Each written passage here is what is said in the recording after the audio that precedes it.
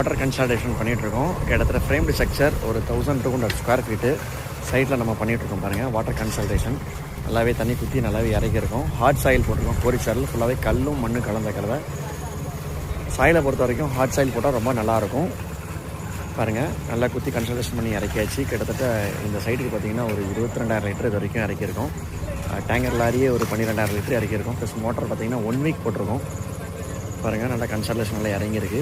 கடப்பாறை வச்சு நல்லா குத்தி கன்சல்டேஷன் நீங்கள் இறக்கி லேயர் பேராக லேயராக இறக்கியிருக்கோம். ஹார்ட் சாயில் போடுறதுனால ரொம்ப பெனிஃபிட்ஸ், தரம் இறங்காது.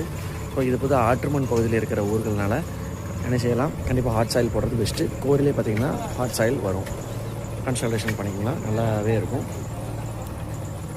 டிராக்டர் பார்த்திங்கன்னா கிட்டத்தட்ட ஒரு 2 டைம்ஸ் 3 டைம்ஸ் வந்து ஒரு பெட்ரூமுக்கு நம்ம இந்த பெட்ரூமுக்கு நம்ம போடுறோம்னா ஃபஸ்ட்டு இதை போட்டுட்டு ஒரு 1 ஹவர் கழிச்சு திருப்பி ரிட்டன் இதிலே இடத்துல போடணும். வாட்டர் ட்ரெயின் ஆனதுக்கப்புறம் வேஸ்டேஜ் ஆகக்கூடாது ட்ரெயின்ஸு.